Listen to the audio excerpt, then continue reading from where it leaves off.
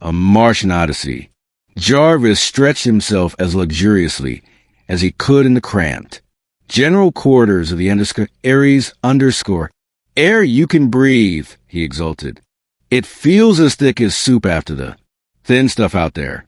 He nodded at the Martian landscape stretching, flat and desolate in the light of the nearer moon, beyond the glass of the port. The other three stared at him sympathetically puts. The engineer, Leroy, the biologist, and Harrison, the astronomer and captain of the expedition. Dick Jarvis was chemist of the famous crew, the Ares underscore. Expedition, first human beings to set foot on the mysterious neighbor of the Earth, the planet Mars. This, of course, was in the old days, less than 20 years after the mad American Doheny perfected the atomic blast at the cost of his life, and only a decade after the equally mad Cardozo rode on it to the moon. They were true pioneers, these four of the Ares underscore, except for a half-dozen moon expeditions and the ill-fated Delancey flight aimed at the seductive orb of Venus. They were the first men to feel other gravity than Earth's, and certainly the first successful crew to leave the Earth-Moon system. And they deserve that success when one considers the difficulties and discomforts the months spent in acclimatization chambers back on Earth, learning to breathe the air as tenuous as that of Mars, the challenging of the void in the tiny, rocket-driven by the cranky reaction motors of the 21st century, and mostly the facing of an absolutely unknown world. Jarvis stretched and fingered the raw and peeling tip of his frostbitten nose. He sighed again contentedly. Well, exploded Harrison abruptly. Are we going to hear what happened? You set out all shipshape in an auxiliary rocket. We don't get a peep. For 10 days. And finally Potier picks you out a lunatic ant-heap, with a freak ostrich as your pal. Spill it, man. Spiel? Queried Leroy perplexedly. Spiel what? He means underscore spiel underscore explain put soberly. It ISS to tell. Jarvis met Harrison's amused glance, without the shadow of a smile. That's right, Carl, he said in grave agreement with Putz. Underscored spiel. ES, underscore, he grunted comfortably and began. According to orders, he said, I watched Carl here take off toward the north, and then I got into my flying sweatbox and headed south. You'll remember, Cap, we had orders not to land, but just scout about for points of interest. I set the two cameras clicking and buzz along, riding pretty high about 2,000 feet for a couple of reasons. First, it gave the cameras a greater field. And second, the underjets travel so far in this half vacuum. They call air here that they stir up dust if you move low. We know all that from Putz, grunted Harrison. I wish you'd saved the films, though. They have paid the cost of this junket. Remember how the public mobbed the first moon pictures. The films are safe, retorted Jarvis. Well, he resumed. As I said, I buzz along at a pretty good clip. Just as we figured, the wings haven't much lift in this air at less than 100 miles per hour, and even then I had to use the underjets. So, with the speed and the altitude and the blurring caused by the underjets, the seeing wasn't any too good. I could see enough, though, to distinguish that what I sailed over was just more of this gray plane that we'd been examining the whole week since our landing same blobby, gross in the same eternal carpet of crawling little plant animals, or biopods, as Leroy calls them. So I sailed along, calling back my position every hour as instructed and not knowing whether you heard. Me? I did, snapped Harrison. 150 miles south, continued Jarvis imperturbably. The surface changed to a sort of low plateau, nothing but desert and orange-tinted sand. I figured that we were right in our guess. Then And this gray plane we dropped on was really the mare Miriam, which would make my orange desert the region called Xanthus. If I were right, I ought to hit another gray plane, the mare Cronium in another couple of 100 miles, and then another orange desert, about 1 or 2. And so, I did. Puts verified our position a week and a half ago, grumbled the captain. Let's get to the point. Coming, remarked Jarvis. 20 miles into thou believe it or not, I cross a canal. Puts photograph 100. Let's hear something new. And did he also see a city? 20 of them, if you call those heaps of mud cities. Well, observed Jarvis. From here on I'll be telling a few things Puts didn't see. He rubbed his tingling nose and continued. I knew that I had 16 hours of daylight at this season, so 8 hours 8. 100 miles from here, I decided to turn back. I was still over. Thyle, whether 1 or 2, I'm not sure, not more than 25 miles. Into it, and right there, Puts his pet motor quit. Quit? How? Puts was solicitous. The atomic blast got weak. I started losing altitude right away. And suddenly there I was with a thump right in the middle of the aisle. Smashed. My nose on the window, too. He rubbed the injured member ruefully. Did you maybe try vashing der combustion chamber MIT acid sulfuric? Inquired Puts.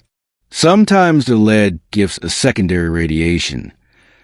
Nah, said Jarvis disgustedly. I wouldn't try that, of course not. More than 10 times. Besides, the bump flattened the landing gear and busted off the underjets. Suppose I got the thing working, what then? 10 miles with the blast coming right out of the bottom, and I'd have melted the floor from under me. He rubbed his nose again. Lucky for me, a pound only weighs 7 ounces here, or I'd have been mashed flat. I could have fixed, ejaculated the engineer. I bet it vast not. Serious. Probably not, agreed Jarvis sarcastically. Only it wouldn't fly. Nothing serious.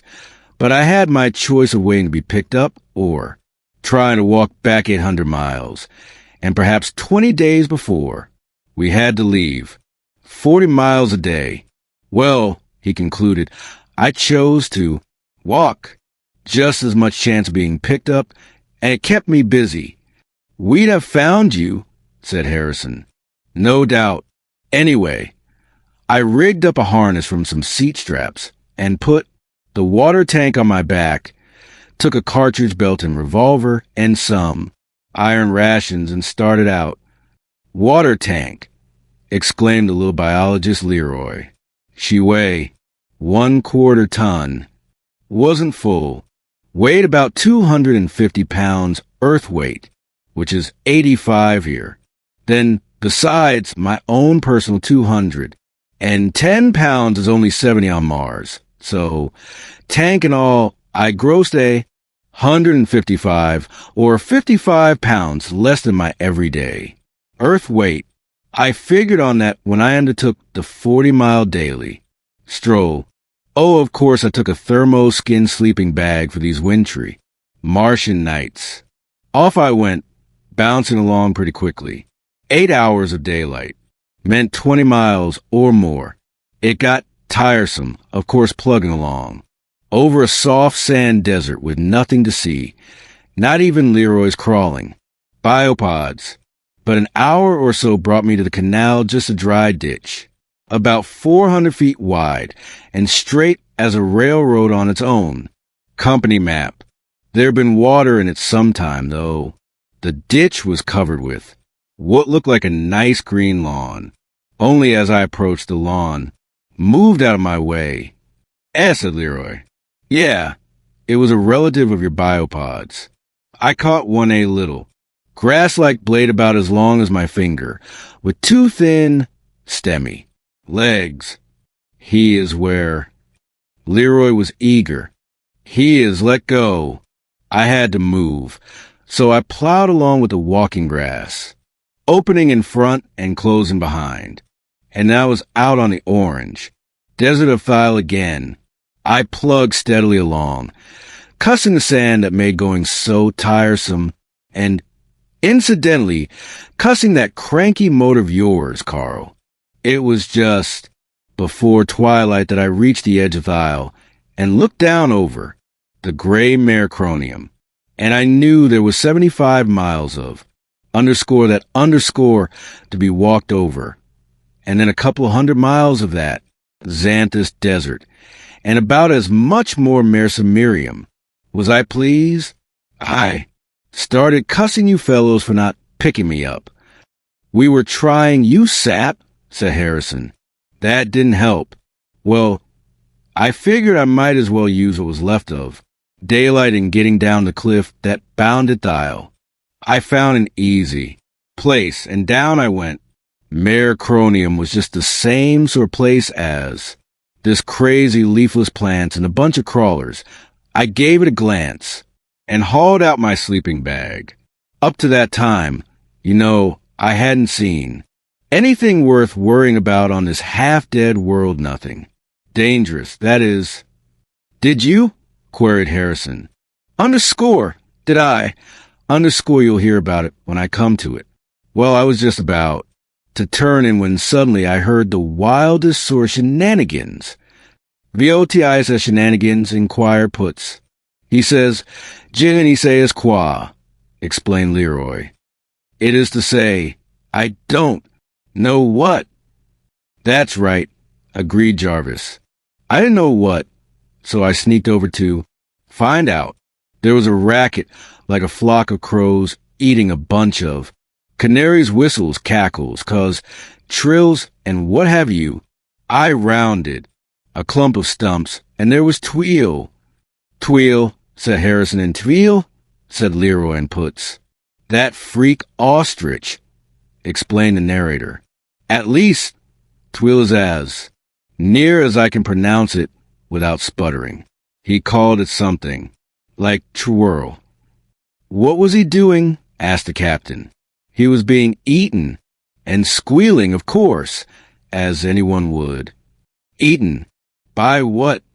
I found out later. All I could see then was a bunch of black ropey arms, tangled around what looked like, as Putz described it to you, an ostrich. I wasn't going to interfere.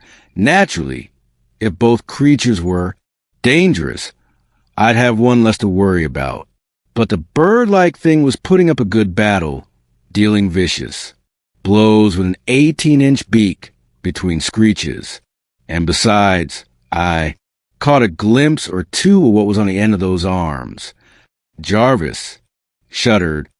But the clincher was when I noticed a little black bag, or case, hung about the neck of the bird thing.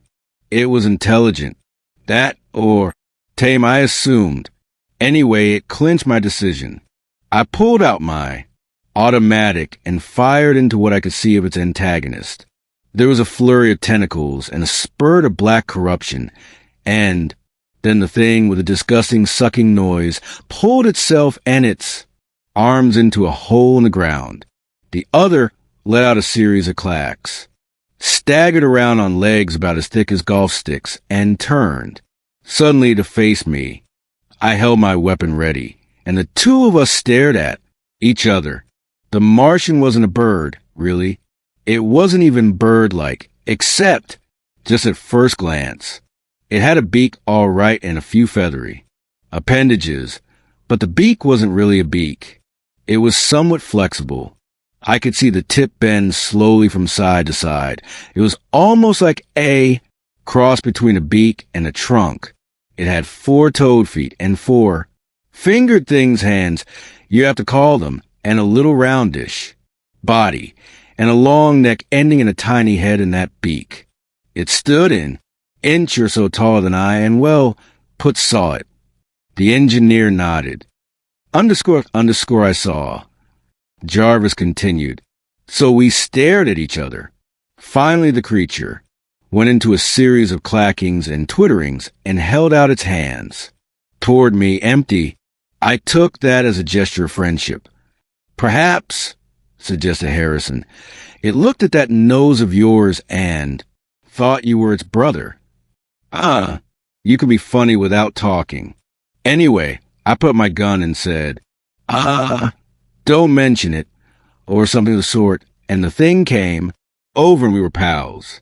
By that time, the sun was pretty low and I knew that I'd better build a fire or get into my thermoskin. I decided on the fire. I picked a spot at the base of the file cliff where the rock could reflect a little. Heat on my back, I started breaking off chunks of this desiccated Martian vegetation, and my companion caught the idea and brought it in armful. I reached for a match, but the Martian fished into his pouch and brought out something that looked like a glowing coal. One touch of it, and the fire was blazing, and you all know what a job we have starting a fire in this atmosphere. And that bag of his, continued the narrator, that was a manufactured article. My friends, press an end, and she popped open, press the middle, and she sealed so perfectly you couldn't see the line. Better than zippers. Well, we stared at the fire a while, and I decided to attempt some sort of communication with the Martian. I pointed at myself and said, Dick. He caught the drift immediately, stretched a bony claw at me, and repeated, tick. Then I pointed at him, and he gave that whistle I called Tweel. I can't imitate his accent. Things were going smoothly. To emphasize the names, I repeated Dick, and then, pointing at him, Tweel. There we stuck. He gave some clacks that sounded negative, and said something like pee-pee-pee prut. And that was just the beginning. I was always tick. But as for him, part of the time he was Tweel, and part of the time he was pee-pee-pee prut, and part of the time he was 16. Other noises. We just couldn't connect. I tried rock, and I tried star, and tree, and fire, and Lord knows what else, and try as I would, I couldn't get a single word. Nothing was the same for 2 successive minutes, and if that's a language, I'm an alchemist.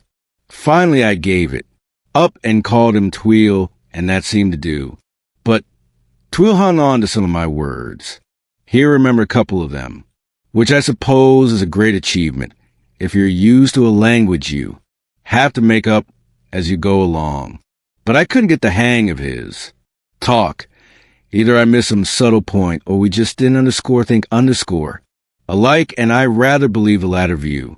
I've other reasons for believing that. After a while, I gave up the language business and tried mathematics. I scratched 2 plus 2 equals 4 on the ground and demonstrated it with pebbles. Again, Tweel caught the idea and informed me that 3 plus 3 equals 6. Once more, we seemed to be getting somewhere. So, knowing that Tweel had at least a grammar school education, I drew a circle for the sun, pointing first at it and then at the last glow of the sun. Then I sketched in Mercury and Venus and Mother Earth and Mars, and finally, pointed to Mars. I swept my hand around in a sort of inclusive gesture to indicate that Mars was our current environment. I was working up to putting over the idea that my home was on the Earth. Tweel understood my diagram all right. He poked his beak at it, and with a great deal of trilling and clucking, he added Deimos and Phobos to Mars, and then sketched in the Earth's moon.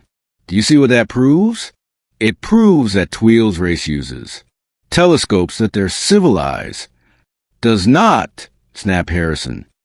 The moon is visible from here as a 5th magnitude star. They could see its revolution with the naked eye. The moon, yes, said Jarvis. You've missed my point.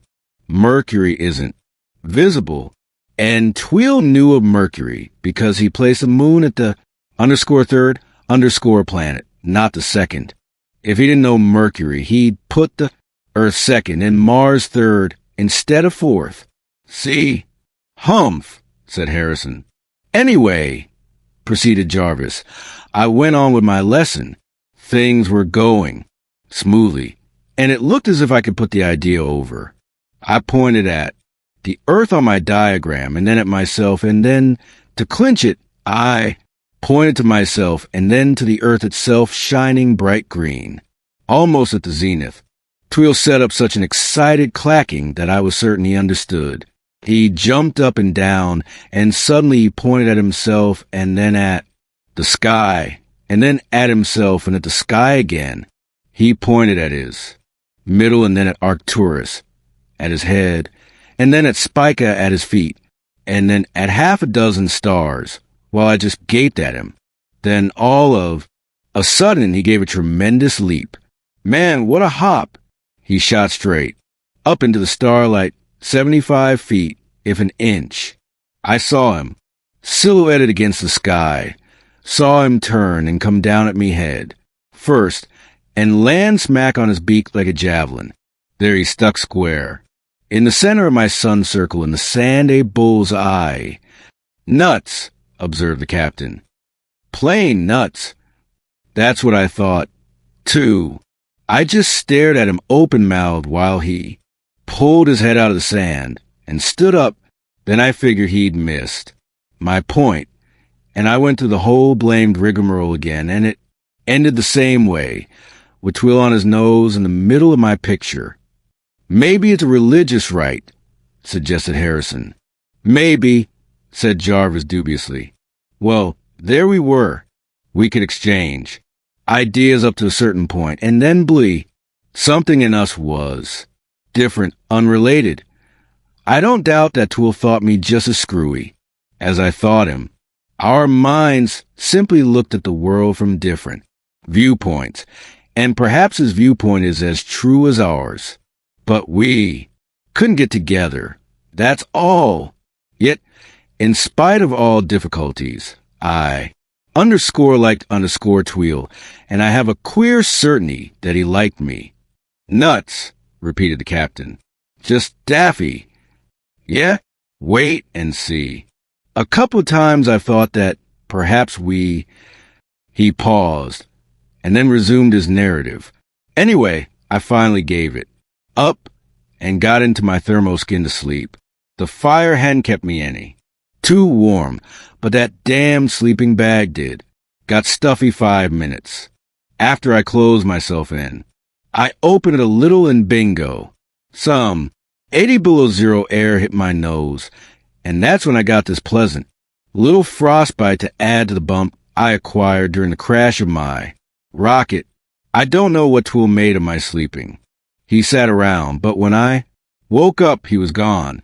I just crawled out of my bag, though, when I heard some twittering, and there he came, sailing down from that 3-story tile cliff to alight on his beak beside me. I pointed to myself and toward the north, and he pointed at himself and toward the south, but when I loaded up and started away, he came along. Man, how he traveled. 150 feet, at a jump, sailing through the air, stretched out like a spear, and landing on his beak. He seemed surprised at my plotting, but after a few moments he fell in beside me. Only every few minutes he'd go into one of his leaps and stick his nose into the sand a block ahead of me. Then he'd come, shooting back at me. It made me nervous at first to see that beak of his, coming at me like a spear, but he always ended in the sand at my side. So the two of us plugged along across the Marcronium. Same sort of place as the same crazy plants, and same little green biopods growing in the sand or crawling out of your way. We talked not that we understood each other, but just for company. I sang songs, and I suspect Tweel did too. At least some of his trillings and twitterings had a subtle sort of rhythm. Then, for variety, Tweel would display a smattering of English words. He'd point to an outcropping and say rock, and point to a pebble and say it again, or he'd touch my arm and say tick, and then repeat it. He seemed terrifically amused that the same word meant the same thing. twice in succession, or that the same word could apply to two different objects.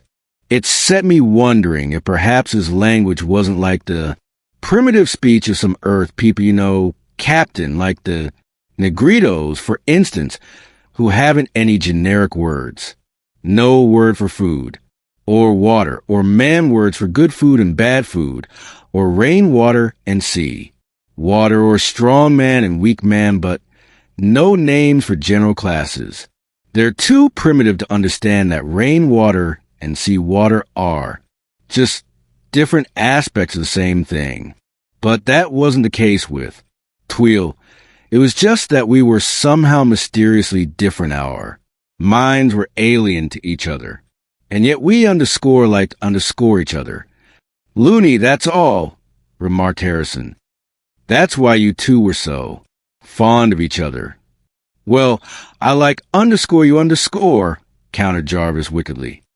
Anyway, he resumed, don't get the idea that there was anything screwy about Tweel.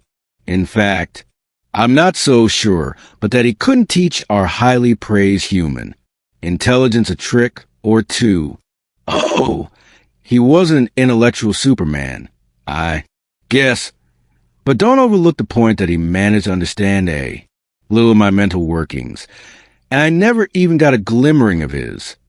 Because he didn't have any, suggested the captain, while Puts and Leroy blinked attentively. You can judge that when I'm through, said Jarvis. Well, we plugged along across the Maricronium all that day and all the next. Maricronium Sea of Time. Say, I was willing to agree with Schiaparelli's name by the end of that march. Just that gray, endless plain of weird plants and never a sign of any other life. It was so monotonous that I was even glad to see the desert of Xanthus toward the evening of the second day. I was fair worn out, but Tweel seemed as fresh as ever, for all I never saw him drink or eat. I think he could have crossed the Maricronium in a couple of hours with those block-long nose dives of his, but he stuck along with me. I offered him some water once or twice. He took the cup from me and sucked the liquid into his beak, and then carefully squirted it all back into the cup and gravely returned it. Just as we sighted Xanthus, or the cliffs that bounded it, one of those nasty sand clouds blew along. Not as bad as the one we had here, but mean to travel against. I pulled the transparent flap of my thermoskin bag across my face and managed pretty well, and I noticed that Tweel used some feathery appendages growing like a mustache at the base of his beak to cover his nostrils, and some similar fuzz to shield his eyes. He is a desert creature, ejaculated the little biologist Leroy. Huh? Why? He drink no water. He is adapt for sandstorm. Proves nothing. There's not enough water to waste anywhere on this desiccated pill called Mars. We call all of it desert on Earth. You know.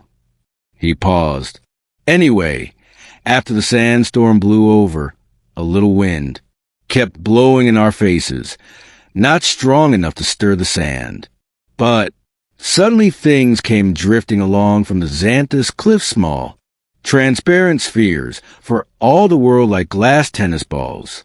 But light, they were almost light enough to float even in this thin air. Empty, too. At least I cracked open a couple, and nothing came out but a bad smell. I asked Tweel about them, but all he said was, no, no, no, which I took to mean that he knew nothing about them. So they went, bouncing by like tumbleweeds or like soap bubbles, and we plugged on toward Xanthus. Tweel pointed at one of the crystal balls once and said, rock. But I was too tired to argue with him. Later I discovered what he meant. We came to the bottom of the Xanthus cliffs, finally, when there wasn't much daylight left. I decided to sleep on the plateau if possible. Anything dangerous, I reasoned, would be more likely to prowl through the vegetation of the Maricronium than the sand of Xanthus. Not that.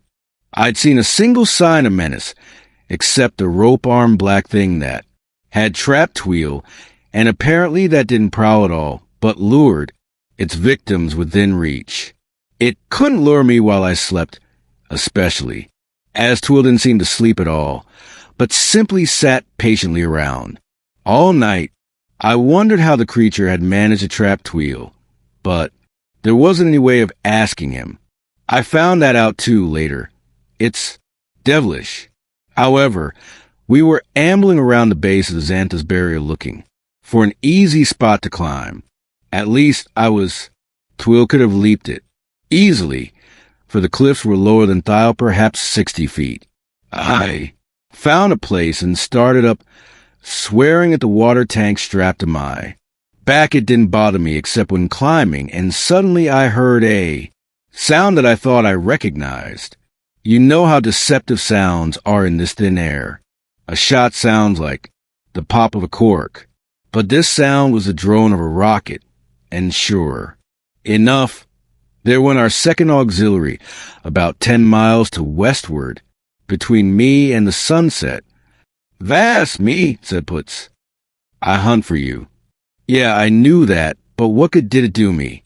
I hung on to the cliff, and yelled and waved with one hand. Tweel saw it too and set up a trilling and twittering, leaping to the top of the barrier and then high into the air. And while I watched the machine drone on into the shadows to the south, I scrambled to the top of the cliff. Tweel was still pointing and trilling excitedly, shooting up toward the sky and coming down head-on, to stick upside down on his beak in the sand.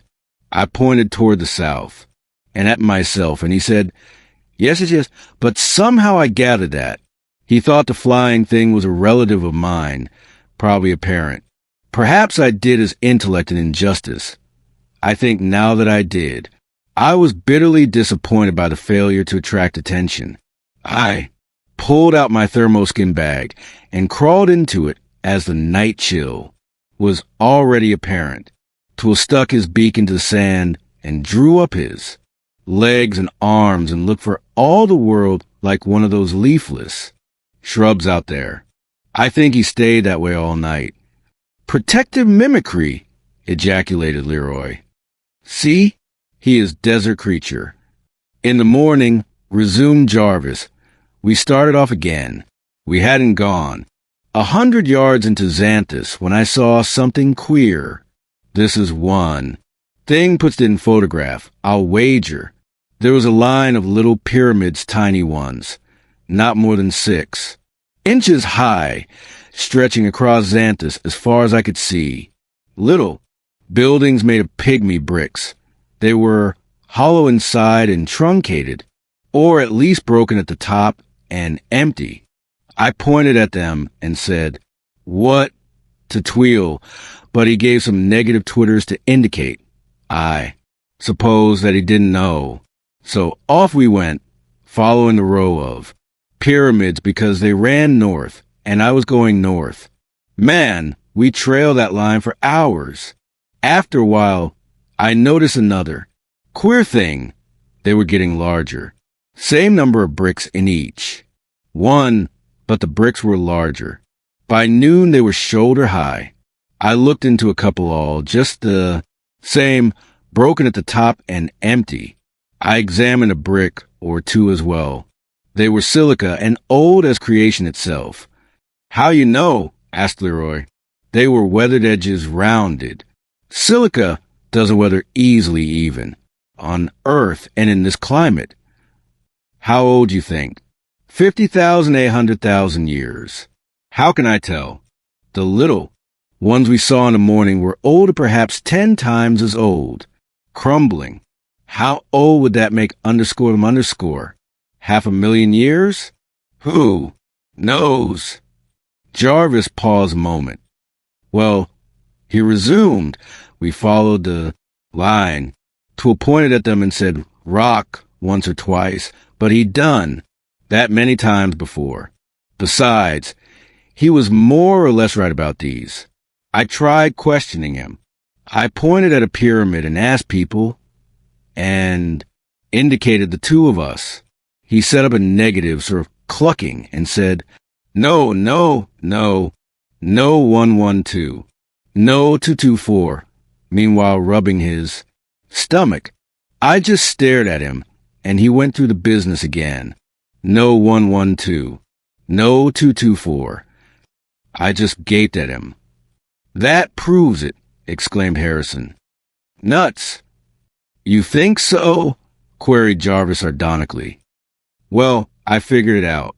Different. No 112. You don't get it, of course, do you?" "Nope, nor do you." "I think I do." Tweel was using the few English words he knew to put over a very complex idea. "What, let me ask, does mathematics make you think? Of? Why of astronomy? Or logic?" "That's it. No 112. Tweel was telling me that the builders of the pyramids weren't people, or that they weren't intelligent, that they weren't reasoning creatures. Get it? Huh. I'll be damned." "You probably will." "Why?" put in Leroy. He rubbed his belly. "Why? Because, my dear biologist, that's where his brains are, not in his tiny head in his middle. Underscore say underscore impossible. Not on Mars, it isn't. This flora and fauna aren't earthly. Your biopods prove that." Jarvis grinned and took up his narrative. "Anyway, we plugged along across Xanthus, and in about the middle of the afternoon, something else queer happened. The pyramids ended." "Ended?" "Yeah. The queer part was at the last one, and now they were 10-footers was capped. See? Whatever built, it was still inside. We'd trailed them from their 500,000-year-old origin to the present. Tweel and I noticed it about the same time. I yanked out my automatic. I had a clip of bowling explosive bullets in it. And Tweel, quick as a sleight of hand trick, snapped a queer little glass revolver out of his bag. It was much like our weapons, except that the grip was larger to accommodate his fort-alone hand, and we held our weapons ready while we sneaked up along the lines of empty pyramids. Tweel saw the movement first. The top tiers of bricks were heaving, shaking, and suddenly slid down the sides with a thin crash. And then something was coming out. A long, silvery gray arm appeared, dragging after it an armored body. Armored, I mean with scales, silver gray and dull shining. The arm heaved the body out of the hole. The beast crashed to the sand. It was a nondescript creature body, like a big gray cask, arm and a sort of mouth hole at one end, stiff, pointed tail at the other end. That's all. No other limbs, no eyes, ears, nose, nothing. The thing dragged itself a few yards, inserted its pointed tail in the sand, pushed itself upright, and just sat. Tweel and I watched it for 10 minutes before it moved. Then, with a creaking and rustling like crumpling stiff paper its arm, moved to the mouth hole, and out came a brick. The arm placed a brick carefully on the ground, and the thing was still again. Another 10 minutes, another brick, just one of nature's bricklayers. I was about to slip away and move on when Tweel pointed at the thing and said, "Rock." I went, "Huh?" And he said it again. Then, to the accompaniment of some of his trilling, he said, "No, no," and gave 2 or 3 whistling breaths. Well, I got his meaning. For a wonder, I said, "No breath," and demonstrated the word. Tweel was ecstatic. He said, "Yes, yes, yes. No, no, no breath." Then he gave a leap and sailed out to land on his nose, about 1 pace from the monster. I was startled. You can imagine, the arm was going up for a brick, and I expected to see Tweel caught and mangled, but nothing happened. Tweel pounded on the creature, and the arm took the brick and placed it neatly beside the first. Twill rapped on its body again and said, "Rock," and I got up nerve enough to take a look myself. Twill was right again. The creature was rock, and it didn't breathe. "How you know?" snapped Leroy, his black eyes blazing interest. "Because I'm a chemist. The beast was made of silica. There must have been pure silicon in the sand, and it lived on that. Get it? We and Twill and those plants out there, and even the biopods are _carbon_. Life. This thing lived by a different set of chemical reactions. It was silicon life. _la vie silicious. Shouted Leroy. I have suspect, and now it is proof. I must go see. _LFOK. All right, said Jarvis. You can go see. Anyhow, there the thing was, alive and yet not alive, moving every 10 minutes, and then, only to remove a brick. Those bricks were its waste matter. See, Frenchie? We're carbon, and our waste is carbon dioxide, and this thing is silicon, and __ waste is silicon dioxide silica. But silica is a solid, hence the bricks, and it builds itself in, and when it is covered, it moves over to a fresh place to start over. No wonder it creaked. A living creature 500,000 years old. How you know how old? Leroy was frantic. We trailed its pyramids from the beginning, didn't we? If this weren't the original pyramid builder, the series would have ended somewhere before we found, wouldn't it? Ended and started over with the small ones. That's simple enough, isn't it? But he reproduces, or tries to. Before the third brick came out, there was a little rustle, and out popped a whole stream of those little crystal balls. There is spores or eggs or seeds, call 'em what you want. They went bouncing by across Xanthus just as they bounced by us, back in the Mericronium. I've a hunch how they work. This is for your information, Leroy. I think the crystal shell of silica is no more than a protective covering, like an eggshell, and that the active principle is the smell inside. It's some sort of gas that attacks silicon, and if the shell is broken near a supply of that element, some reaction starts that ultimately develops into a beast like that one. You should try, exclaimed the little Frenchman. We must break one to see. Yeah? Well, I did. I smashed a couple against the sand. Would you like to come back in about 10,000 years to see if I planted some pyramid monsters? You'd most likely be able to tell by that time. Jarvis paused and drew a deep breath. Lord, that queer creature. Do you picture it? Blind, deaf, nerveless, brainless, just mechanism, and yet immortal, bound to go on making bricks, building pyramids as long as silicon and oxygen exist, and even afterwards it'll just stop. It won't be dead. If the accidents of 1,000,000 years bring it its food, again, there it'll be, ready to run again, while brains and civilizations are part of the past. A queer beast, yet I met a stranger. One. If you did, it must have been in your dreams, growled Harrison. You're right, said Jarvis soberly. In a way, you're right. The dream beast. That's the best name for it, and it's the most fiendish, terrifying creation one could imagine. More dangerous than a lion, more insidious than a snake. Tell me, begged Leroy. I must go see. Not underscore this underscored devil. He paused again. Well, he resumed. Twill and I left the pyramid creature and plowed along through Xanthus. I was tired and a little disheartened by Putz's failure to pick me up and Twill's. Trilling got on my nerves, as did his flying nosedives. So I just strode along without a word, hour after hour across that monotonous desert.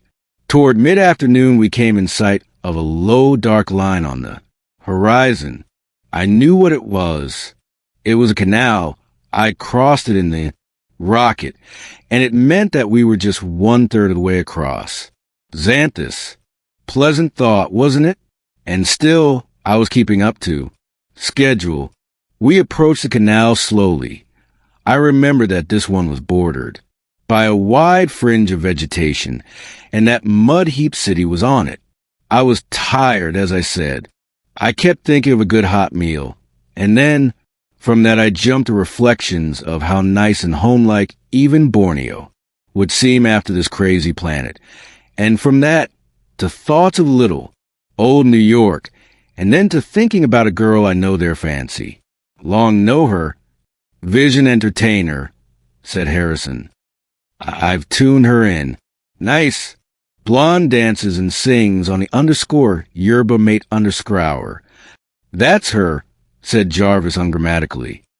I know her pretty well, just friends, get me? Though she came down to see us off in the Aries underscore. Well, I was thinking about her, feeling pretty lonesome, and all the time we were approaching that line of rubbery plants. And then I said, what in hell? And stared. And there she was, fancy, long, standing plain as day under one of those cracked brain trees, and smiling and waving just the way I remembered her when we left. Now you're nuts, too, observed the captain. Boy, I almost agreed with you. I stared and pinched myself and closed my eyes and then stared again, and every time there was fancy long, smiling and waving. Twill saw something, too. He was trilling and clucking away, but I scarcely heard him. I was bounding toward her over the sand, too amazed even to ask myself questions. I wasn't 20 feet from her when Twill caught me with one of his flying leaps. He grabbed my arm, yelling, no, no, no, in his squeaky voice. I tried to shake him off. He was as light as if he were built of bamboo, but he dug his claws in and yelled. And finally some sort of sanity returned to me, and I stopped less than 10 feet from her. There she stood, looking as solid as Putz's head. VOT, said the engineer. She smiled and waved and smiled, and I stood there dumb as Leroy, while Twill squeaked and chattered. I knew it couldn't be real. Yet there she was. Finally I said, fancy long. She just kept on smiling and waving, but looking as real as if I hadn't left her 37 million miles away. Twill had his glass pistol out, pointing it at her. I grabbed his arm, but he tried to push me away. He pointed at her and said, no, Breet. No, Breet. And I understood that he meant that the fancy long thing wasn't alive. Man, my head was whirling. Still, it gave me the jitters to see him pointing his weapon at her. I don't know why I stood there watching him take careful aim, but I did. Then he squeezed the handle of his weapon. There was a little puff of steam, and Fancy Long was gone. And in her place was one of those writhing black rope-arm horrors like the one I'd saved Twill from. The dream beast. I stood there dizzy, watching it die while Twill trilled and whistled. Finally he touched my arm, pointed at the twisting thing, and said, "You 112, he 112. After he'd repeated it 8 or 10 times, I got it. Do any of you? Underscore shrill Leroy. Underscore moi je le comprends. Underscore he mean you think of something, the beast he know, and you see it. Underscore on chin underscore hungry dog. He would see the big bone with meat. Or smell it not. Right, said Jarvis. The dream beast uses its victim's longings and desires to trap its prey. The bird at nesting season would see its mate. The fox, prowling for its own prey, would see a helpless rabbit. How he do? Queried Leroy. How do I know? How does a snake back on earth charm a bird into its very jaws? And aren't there deep-sea fish that lure their victims into their mouths? Lord, Jarvis shuddered. Do you see how insidious the monster is? We're warned now, but henceforth we can't trust even our eyes. You might see me, I might see one of you, and back of it may be nothing but another of those black horrors. How'd your friend know? Asked the captain abruptly. Tweel? I wonder. Perhaps he was thinking of something that couldn't possibly have interested me, and when I started to run, he realized that I saw something different and was warned. Or perhaps the dream beast can only project a single vision, and Tweel saw what I saw or nothing. I couldn't ask him, but it's just another proof that his intelligence is equal to ours or greater. He's daffy, I tell you, said Harrison. What makes you think his intellect ranks with the human? Plenty of things. First, the pyramid beast. He hadn't seen one before. He said as much, yet he recognized it as a dead-alive automaton of silicon. He could have heard of it, objected Harrison. He lives around here. You know. Well, how about the language? I couldn't pick up a single idea of his. And he learned 6 or 7 words of mine. And do you realize what complex ideas he put over with no more than those 6 or 7 words? The pyramid monster, the dream beast. In a single phrase, he told me that one was a harmless automaton, and the other a deadly hypnotist. What? About that? Huh, said the captain. Underscore if you wish. Could you have done it knowing only 6 words of English? Could you go even further, as Tweel did, and tell me that another creature was of a sort of intelligence so different from ours?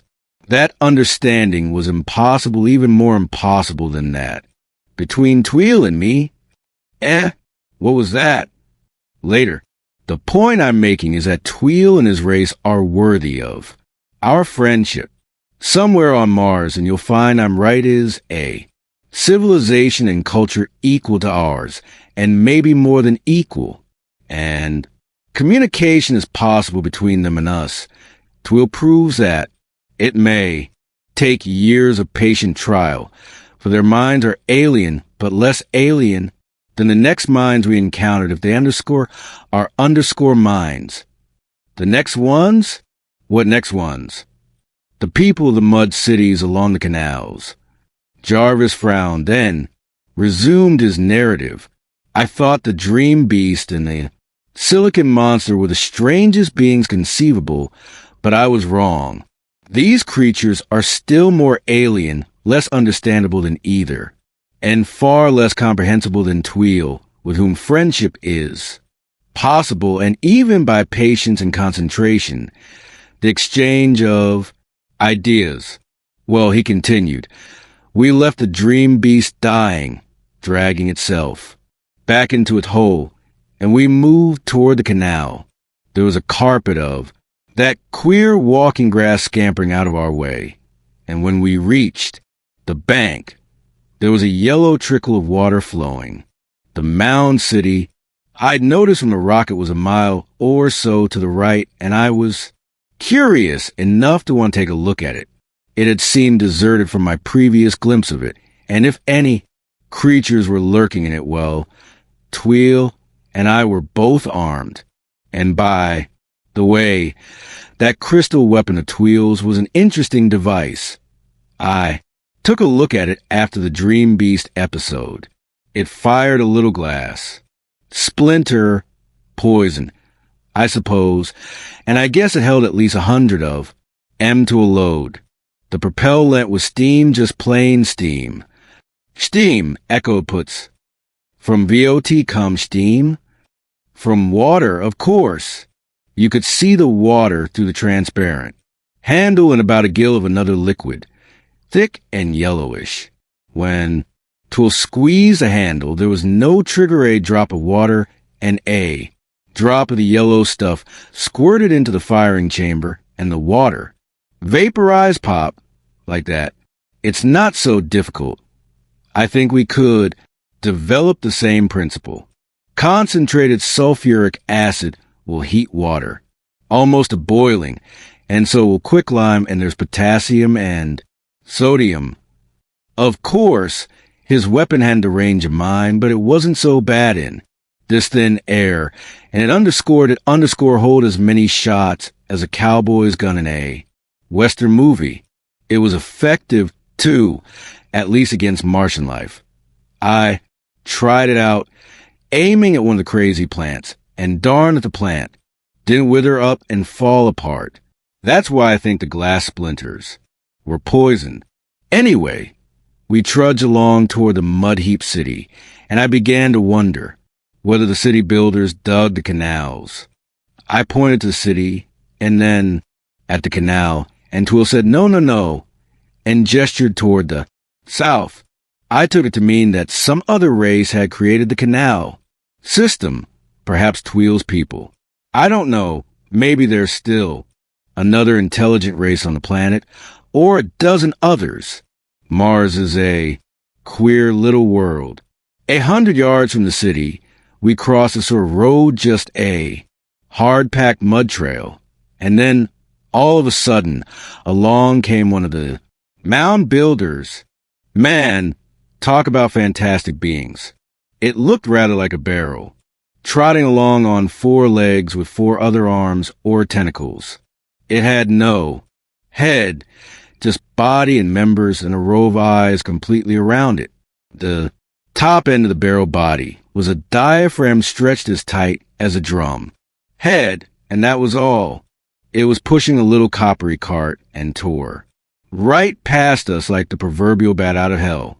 It didn't even notice us, although I thought the eyes on my side shifted a little as it passed. A moment later, another came along, pushing another empty cart. Same thing, it just scooted past us. Well, I wasn't going to be ignored by a bunch of barrels playing train, so when the third one approached, I planted myself in the way ready to jump, of course, if the thing didn't stop. But it did. It stopped and set up a sort of drumming from the diaphragm on top, and I held out both hands and said, "We are friends." And what do you suppose the thing did? Said, "Pleased to meet you, I'll bet," suggested Harrison. I couldn't have been more surprised if it had. It drummed on its diaphragm and then suddenly boomed out, "We are VRENs," and gave its pushcart a vicious poke at me. I jumped aside and away it went while I stared dumbly after it. A minute later, another one came hurrying along. This one didn't pause, but simply drummed out, "We are VRENs," and scurried by. How did it learn the phrase? Were all of the creatures in some sort of communication with each other? Were they all parts of some central organism?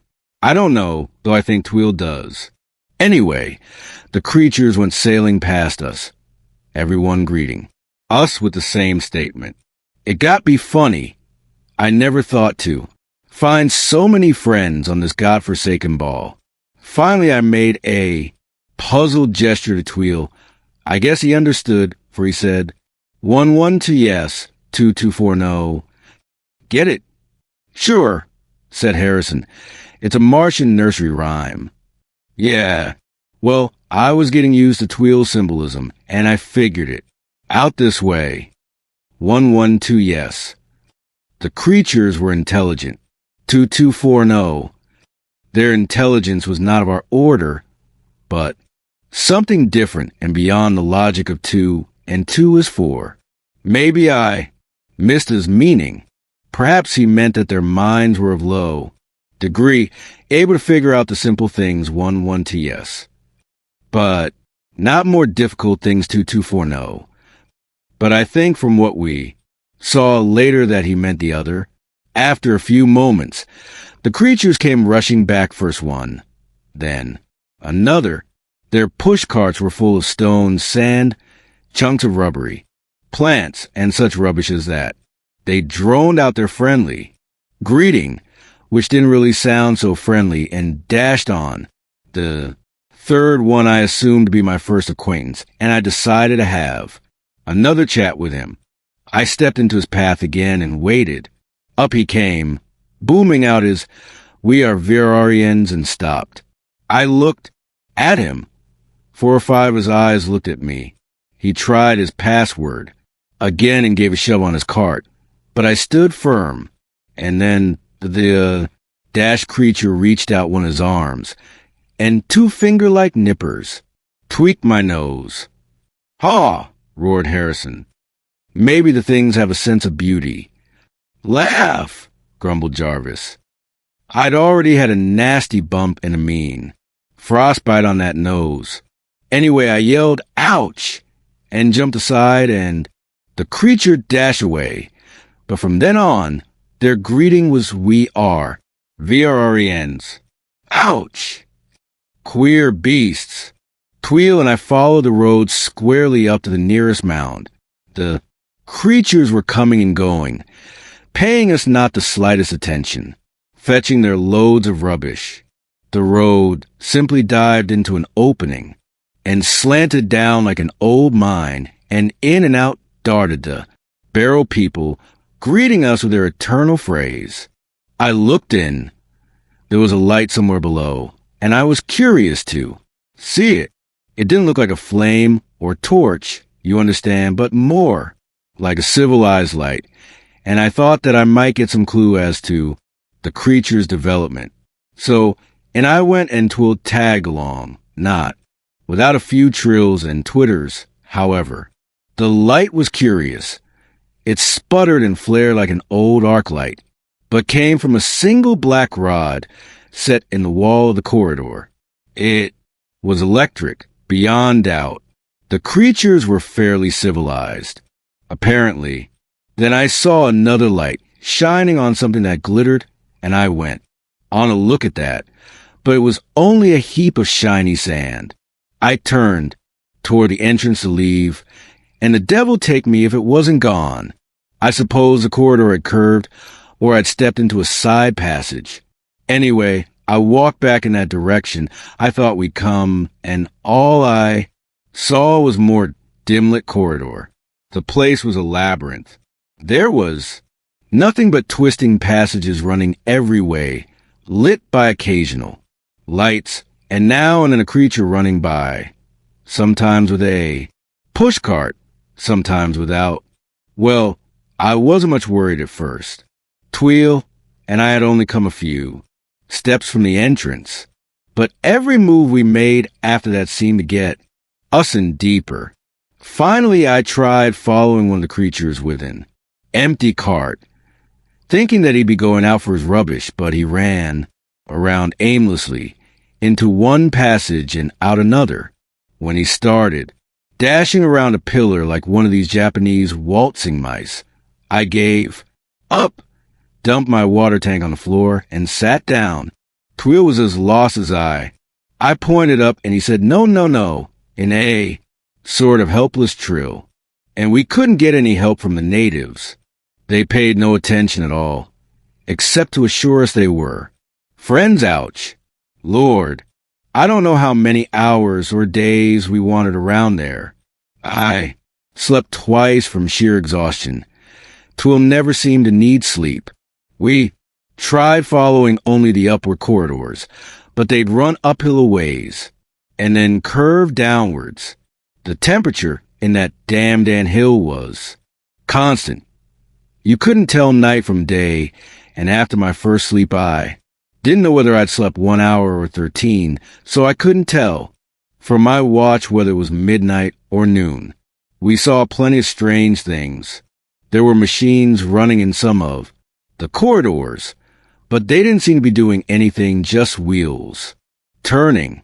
And several times I saw 2-barrel beasts with a little one growing between them, joined to both. Parthenogenesis, exulted Leroy. Parthenogenesis by budding like underscore less. Tulip has underscore. If you say so, Frenchie, agreed Jarvis. The things never noticed us at all, except, as I say, to greet us with, "We are VRRENs." Ouch! They seemed to have no home life of any sort, but just scurried around with their push carts, bringing in rubbish. And finally I discovered what they did with it.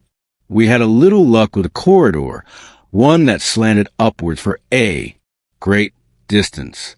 I was feeling that we ought to be close to the surface, when suddenly the passage debouched into a domed chamber, the only one we'd seen. And man, I felt like dancing when I saw what looked like daylight through a crevice in the roof. There was a sort of machine in the chamber, just an enormous wheel that turned slowly, and one of the creatures was in the act of dumping his rubbish below it. The wheel ground it with a crunched sand, stones, plants, all into powder that sifted away somewhere. While we watched, others filed in, repeating the process, and that seemed to be all. No rhyme nor reason to the whole thing, but that's characteristic of this crazy planet. And there was another fact that's almost too bizarre to believe. One of the creatures, having dumped his load, pushed his cart aside with a crash and calmly shoved himself under the wheel.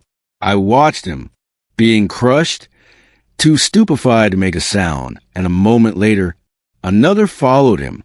They were perfectly methodical about it. 2. 1 of the cartless creatures took the abandoned pushcart. Twill didn't seem surprised. I pointed out the next suicide to him, and he just gave the most human-like shrug imaginable, as much as to say, "What can I do about it?" He must have known more or less about these creatures. Then I saw something else. There was something beyond the wheel, something shining on a sort of low pedestal. I walked over. There was a little crystal about the size of an egg, fluorescing to beat Tophet. The light from it stung my hands and face, almost like a static discharge. And then I noticed another funny thing. Remember that wart I had on my left thumb? Look. Jarvis extended his hand. It dried up and fell off just like that, and my abused nose the pain went out of it. Like magic, the thing had the property of hard X-rays, or gamma radiations, only more so. It destroyed diseased tissue and left healthy tissue unharmed. I was thinking what a present underscore that it underscore to take back to Mother Earth, when a lot of racket interrupted. We dashed back to the other side of the wheel in time to see one of the push carts ground up. Some suicide had been careless, it seems. Then suddenly the creatures were booming and drumming all around us, and their noise was decidedly menacing. A crowd of them advanced toward us. We backed out of what I thought was a passage we'd entered by, and they came rumbling after us, some pushing carts and some not. Crazy brutes. There was a whole chorus of, "We are VRRENs." Ouch. I didn't like the ouch.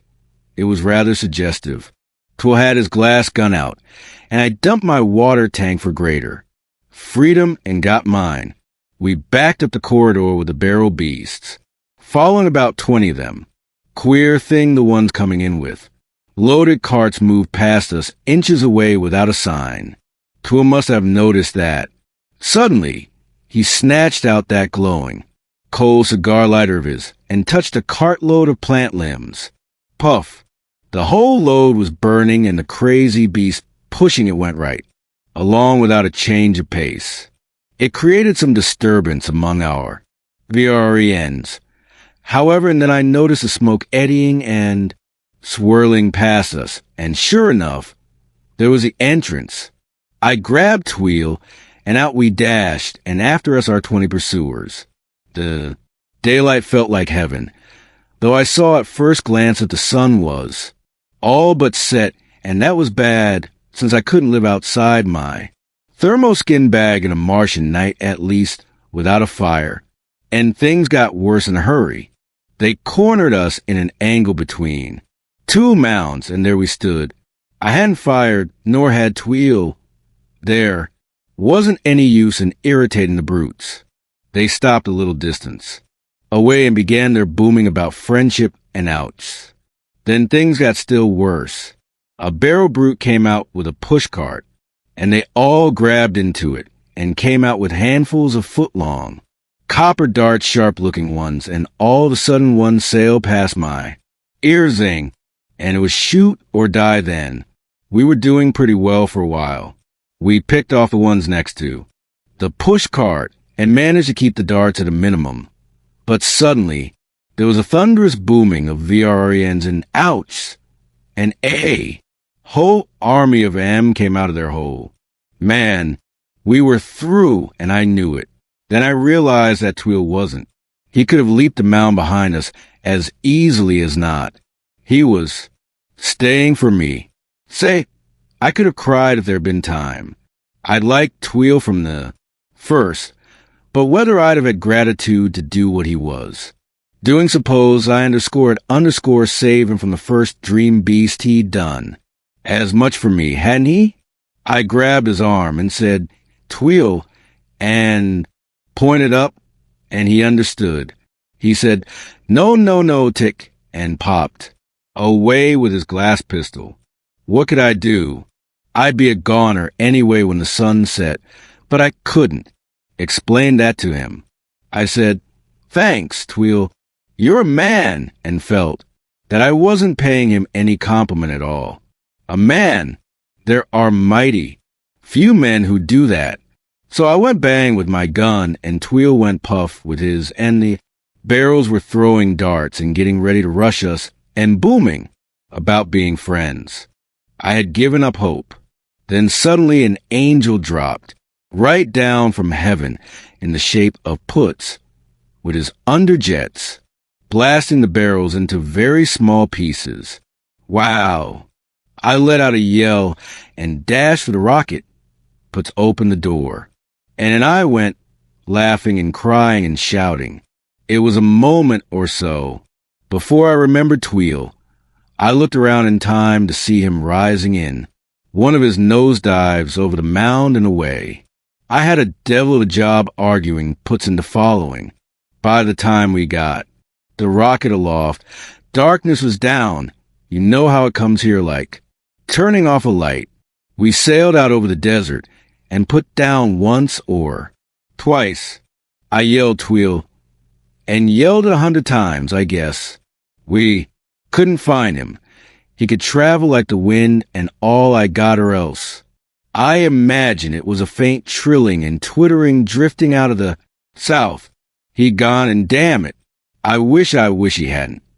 The 4 men of the Aries were silent, even the sardonic Harrison.